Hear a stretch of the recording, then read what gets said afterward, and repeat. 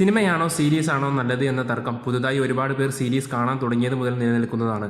രണ്ടും കണ്ടിട്ടുള്ള എക്സ്പീരിയൻസിൽ നിന്നും ഈ വിഷയത്തെ ഞാൻ എങ്ങനെ നോക്കിക്കാണുന്നു എന്നും ഓരോന്നിനും പ്രോസ് ആൻഡ് കോൺസ് നിരത്തി ഏതാണ് നല്ലത് എന്നും എൻ്റെ അഭിപ്രായത്തിൽ ഒരു കൺക്ലൂഷൻ തരാം. ആദ്യമായി സ്റ്റോറിയെക്കുറിച്ച് സംസാരിക്കാം. ഒരു കഥയെ ഏറ്റവും നന്നായി പറഞ്ഞ് പ്രതിഫലിപ്പിക്കാനും പ്രേക്ഷകരെ എൻഗേജ് ചെയ്യിക്കാനും കഴിയുന്നത് സീരീസിനാണെന്ന കാര്യത്തിൽ സംശയമില്ല. മിക്കപ്പോഴും ഒരു മെയിൻ കഥയിൽ പല സൈഡ് സ്റ്റോറികളും ഉണ്ടാവും, അല്ലെങ്കിൽ ഒരു മെയിൻ പ്ലോട്ടിൽ ഒരുപാട് സബ് പ്ലോട്ടുകൾ ഉണ്ടാകും.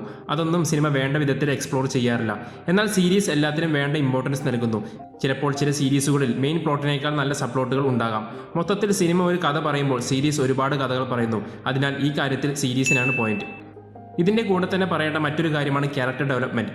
കഥയെ പോലെ തന്നെ ക്യാരക്ടർ ഡെവലപ്മെൻറ്റിനും സീരീസാണ് പ്രാധാന്യം നൽകുന്നത്, അല്ലെങ്കിൽ സീരീസിനാണ് അവസരം ഉപയോഗിക്കാൻ കഴിയുന്നത് എന്ന് പറയാം. ബ്രേക്കിംഗ് ബാഡിലെ സോൾ ഗുഡ്മാൻ എന്ന ക്യാരക്ടറിന് ഒരു സ്പിൻ ഓഫ് സീരീസ് നൽകിയത് പോലും ആ ക്യാരക്ടർ അത് അർഹിക്കുന്നത് കൊണ്ടാണ്. രണ്ടും കണ്ടവർക്ക് മനസ്സിലാവും ബെറ്റർ കോൾ സോൾ ഗുഡ്മാൻ എന്ന ക്യാരക്ടർ ഹിറ്റായതുകൊണ്ട് മാത്രം എടുത്ത സീരീസ് അല്ലെന്നും എല്ലാം മുന്നേ പ്ലാൻ ചെയ്തതാണെന്നും. എന്നാൽ സിനിമയിൽ എല്ലാം പ്രധാന കഥാപാത്രത്തെ മാത്രം ചുറ്റിപ്പറ്റിയാണ് നടക്കുന്നത്, അല്ലെങ്കിൽ അതേ കാണിക്കാൻ നിവൃത്തിയുള്ളൂ. അങ്ങനെ നോക്കിയാൽ ഇതിനും പോയിന്റ് സീരീസിനാണ്. ഇനി പ്രൊഡക്ഷൻ വാല്യൂ.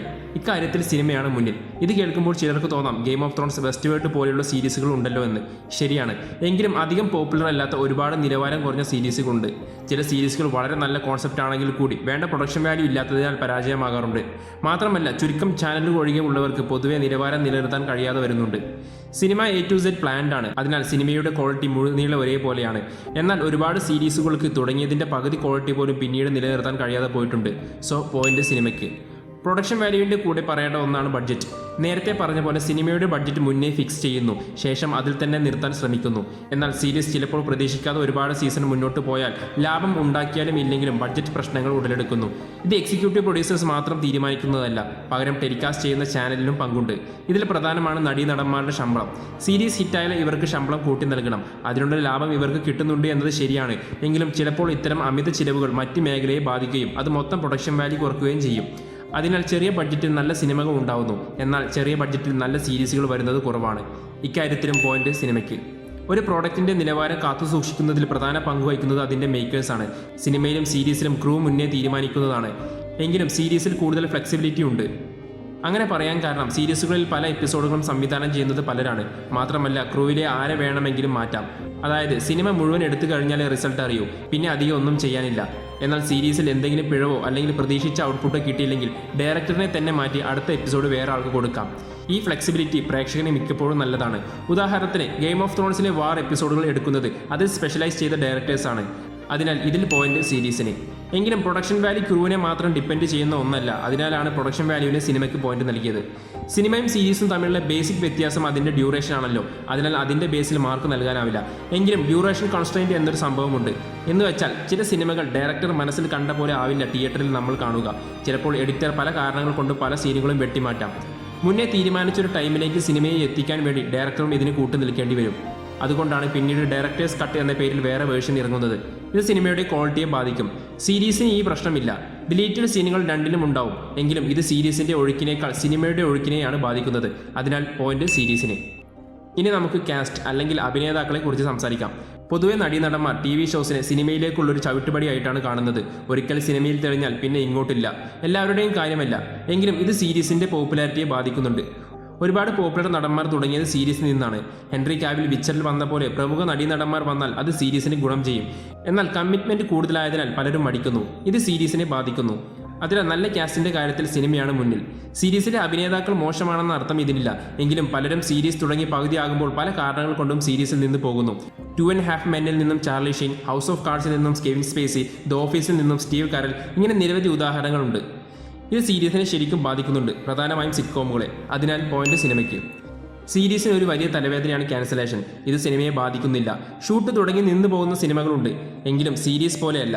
ഇടയ്ക്ക് വെച്ച് നിർത്തി അതുവരെ കണ്ട പ്രേക്ഷകരോട് കമ്മിറ്റ്മെൻ്റ് ഇല്ലാത്തത് സീരീസിനാണ്. ഈ ക്യാൻസലേഷൻ പല കാരണങ്ങൾ കൊണ്ടും വരാം. നേരത്തെ പറഞ്ഞ പോലെ ആക്ടേഴ്സിൻ്റെ പ്രശ്നം, പ്രതീക്ഷിച്ച് ലാഭം കിട്ടാത്തത്, ചാനലിൻ്റെ ഭാഗത്തുള്ള പ്രശ്നങ്ങൾ തുടങ്ങി പലതും. ഹിറ്റ് സീരീസായ ബ്രൂക്ലിൻ 99 പോലും ക്യാൻസലായി പിന്നീട് വേറെ ചാനൽ ഏറ്റെടുത്തതാണ്. ഈ ഭാഗ്യം കിട്ടാത്ത ഒരുപാട് സീരീസുകളുണ്ട്. പലപ്പോഴും നല്ല എൻഡിങ് പോലും പ്രേക്ഷകർക്ക് കിട്ടില്ല. വളരെ സക്സസ്ഫുൾ ആയ മൈൻഡ്ഹണ്ടർ പോലും ക്യാൻസൽ ആവാൻ സാധ്യത ഉണ്ടെന്നത് ഏത് സീരീസും എപ്പോൾ വേണമെങ്കിലും ക്യാൻസൽ ആവാം എന്ന പ്രതീതിയാണ് നൽകുന്നത്. ഇത് കാരണം പലരും കംപ്ലീറ്റ് ആയ സീരീസുകൾ മാത്രമേ കാണാറുള്ളൂ. ഈ ഡേയും ഞാനും. അതിനാൽ ഒരു പോയിന്റ് കൂടി സിനിമയ്ക്ക്. ഇനി അവൈലബിലിറ്റി. പലരും കമൻറ്റിൽ എപ്പോഴും ചോദിക്കുന്ന പോലെ ഇതൊക്കെ എവിടെ കാണാമെന്നത് ഒരു വലിയ ഘടകമാണ്. ഇപ്പോൾ ഒരുപാട് ഓൺലൈൻ സ്ട്രീമിംഗ് പ്ലാറ്റ്ഫോംസ് വന്നത് സിനിമകൾക്കും സീരീസുകൾക്കും ഒരേപോലെ ഗുണം ചെയ്യുമെങ്കിലും മേൽക്കൈ സീരീസിനാണ്. ഇപ്പോഴുള്ള പ്രധാന OTT പ്ലാറ്റ്ഫോമുകളിൽ എല്ലാത്തിനും ആനുവൽ മെമ്പർഷിപ്പ് എടുത്താലും അത് സിനിമ കാണുന്ന ചിലവിനേക്കാൾ കുറവേ വരൂ. കൂടെ സിനിമയും കാണാം.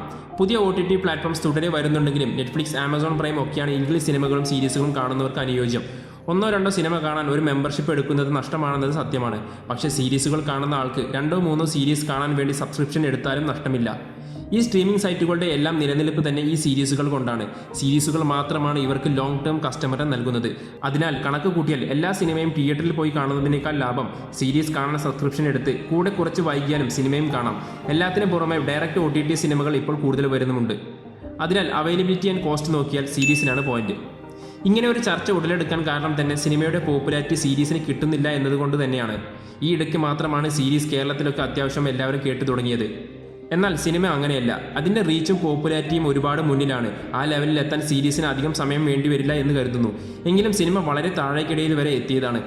ഒരേ സമയം ഒരുപാട് രാജ്യങ്ങളിൽ റിലീസ് ചെയ്യാനും പല ഭാഷകളിലേക്ക് ഡബ്ബ് ചെയ്യാനും ഒക്കെയുള്ള ഫ്ലെക്സിബിലിറ്റിയും ഈസിനെസ്സും സിനിമയ്ക്ക് മുതൽക്കൂട്ടാണ്. സബ്ടൈറ്റിൽ ഡബ്ബിംഗ് ഒക്കെ ചെയ്യാനുള്ള എളുപ്പം കാരണം ഏത് ഭാഷയിലെ സിനിമയും നമുക്ക് കാണാം. എന്നാൽ സീരീസ് ഇതിൽ പിന്നിലാണ്. മണി ഹേസ്റ്റ്, ഡാർക്ക് ഒക്കെ പോപ്പുലർ ആയത് നെറ്റ്ഫ്ലിക്സ് ആയതുകൊണ്ട് മാത്രമാണ്. അല്ലെങ്കിൽ അധികം അറിയപ്പെടാതെ പോയനെ. ഇപ്പോഴും ഒരുപാട് നല്ല സീരീസുകൾ നമ്മൾ കേൾക്കാതെ പോകുന്നുണ്ടാവും. മലയാളം സബ്ടൈറ്റിൽ ഇല്ലാത്തതിനാൽ ഒരുപാട് പേർ പല സീരീസും കാണാൻ മടിക്കുന്നു. 100-ൽ പരം എപ്പിസോഡുകൾ സബ്ടൈറ്റിൽ ചെയ്യുക എളുപ്പമല്ല. അതിനാൽ അണ്ടർ റേറ്റഡ് സീരീസുകൾ അണ്ടർ റേറ്റഡ് ആയി തന്നെ കിടക്കും. സോ റീച്ച് ആൻഡ് പോപ്പുലാരിറ്റി നോക്കിയാൽ സിനിമയാണ് മുന്നിൽ.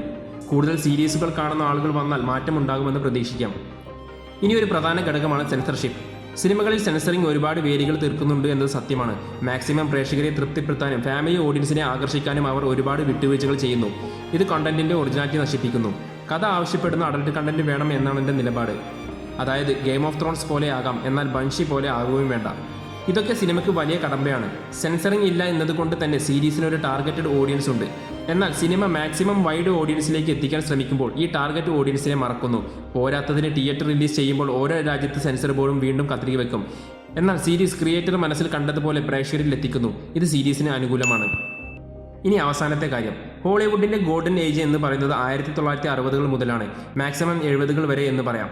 ടിവികൾ വീടുകളിൽ സാധാരണമായപ്പോൾ ആ ഗോൾഡൻ ഏജ് അവസാനിക്കുകയും ചെയ്തു. മലയാള സിനിമയുടെ സുവർണ്ണകാലം എന്ന് എനിക്ക് തോന്നുന്നത് 80-കളാണ്. ഇത് രണ്ടും നേരിൽ കാണാൻ നമ്മളിൽ പലർക്കും കഴിഞ്ഞിട്ടുണ്ടാവില്ല. എന്നാൽ ഇപ്പോഴാണ് TV സീരീസുകളുടെ സുവർണ്ണകാലം. ഞാൻ ഉദ്ദേശിക്കുന്നത് സോപ്പ് ഓപ്പറ എന്ന് വിളിക്കുന്ന സീരീസുകളെയല്ല, സ്ക്രിപ്റ്റഡ് സീരീസുകളെയാണ്. ഏറ്റവും കൂടുതൽ പുതുമ വരുന്നത് ഇപ്പോൾ TV സീരീസുകളിലാണ്. നമ്മൾ പൊതുവെ പറയാറില്ലേ, ഇനി നല്ല സിനിമകൾ എടുക്കാൻ കഥ തീർന്നു എന്ന്. ഇത് ഒരു പരിധിവരെ ശരിയാണ്.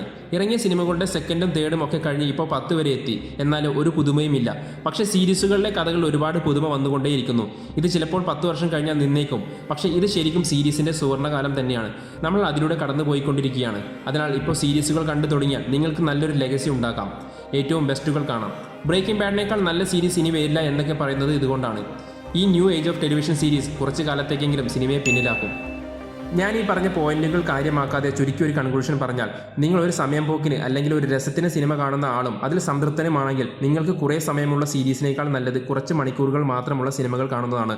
എന്നാൽ നിങ്ങൾ സിനിമയെ വളരെ സീരിയസ് ആയി കാണുന്ന ആളാണോ, അല്ലെങ്കിൽ ഒരു ടൈം പാസ് എന്നതിൽ കവിഞ്ഞ് സിനിമ എൻജോയ് ചെയ്യുകയും കഥയെയും കഥാപാത്രങ്ങളെയും വിശകലനം ചെയ്യുകയും ഇതിനേക്കാൾ മികച്ച അനുഭവം കിട്ടണം എന്ന് നിങ്ങൾ ആഗ്രഹിക്കുന്നുണ്ടെങ്കിൽ നിങ്ങൾ സീരീസ് കാണുക.